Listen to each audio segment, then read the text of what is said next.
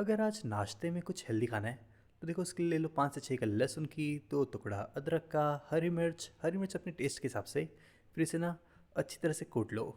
इन्हें अच्छी तरह से कूटने के बाद इसे रख दो साइड में। और फिर इसके बाद क्या करना है, ले लिया मैंने सोया के पत्ते और इसे ना एकदम बारीक बारीक काट लिया है। फिर ले लो 2 कप भर के चावल का आटा। हाँ, इसे बनाने के लिए चावल के आटे का यूज़ होता है। फिर डाल दो सोया के पत्ते बारीक बारीक कटे हुए। बारीक बारीक कटे हुए पत्ता गोभी भी डाल दो, बारीक बारीक कटा हुआ प्याज, बारीक बारीक कटा हुआ खीरा और बारीक बारीक कटा हुआ गाजर भी।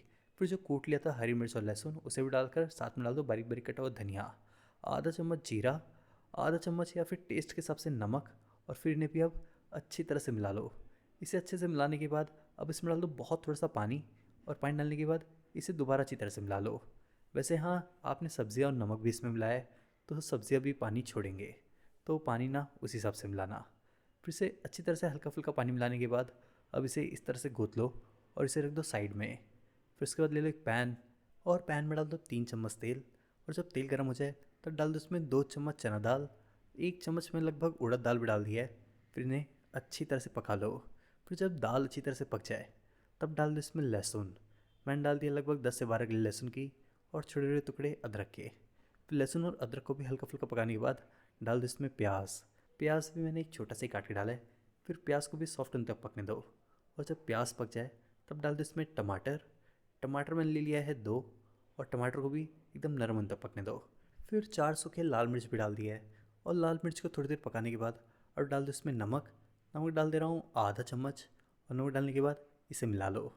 फिर से तब तक पका लो जब तक टमाटर पानी ना छोड़ दे। और इसके बाद अब इसे निकाल कर डाल दो मिक्सी जार में और फिर इसे मिक्सी में घुमा लो। इसको एकदम चटनी की तरह पीस लो और फिर इसे निकाल लो। फिर से निकालने के बाद अब इसका बना लेंगे तड़का, जिसके लिए ले लिया मैंने 3 चम्मच तेल, आधा चम्मच सरसों के दाने और थोड़ा सा करी पत्ता भी डाल दिया है। फिर करी पत्ता डालने के बाद अब इसे ना हल्का फुल्का पका लो। फिर इन्हें पकाने के बाद डाल दो इसी चटनी में जिसे अभी भी मिक्सी में घुमा लिया था। फिर से चटनी के साथ अच्छी तरह से मिला लो। और वो जो आटा को गूँथ लिया था अब उसे निकाल लो।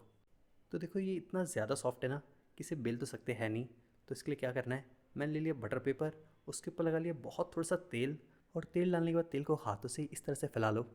फिर वो जो आटा को गूँथ लिया था अब उसे इस पर डालकर इसे भी हाथों से फैला लो।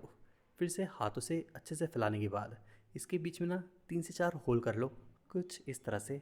और ये होल मैंने इसलिए किया है ताकि जब हम इसे पैन पर डालेंगे और ऊपर से घी लगाएंगे तब घी ना अंदर तक पहुंचना चाहिए और ये अंदर से अच्छी तरह से पकना चाहिए। तो देखो अब मैं उन्हीं होल्स में इस तरह से घी डाल दे रहा हूँ। फिर घी डालने के बाद इसके अगल बगल भी इस तरह से घी डाल देंगे। फिर घी डालने के बाद जब ये नीचे से अच्छी तरह से पक जाए तब इसे पलट कर दोनों साइड से अच्छी तरह से पका लेंगे। और दोनों साइड पे अच्छी तरह से घी लगाने के बाद बस इसे अलट पलट कर दोनों साइड से अच्छी तरह से पका भी लेना। और जब इस तरह से पक जाए तब इसे निकाल कर चटनी के साथ गरम गरम खा लो। रेसिपी अच्छी लगी तो वीडियो को लाइक करो, शेयर करो, शेफ़ प्रतीक्स किचन को सब्सक्राइब भी।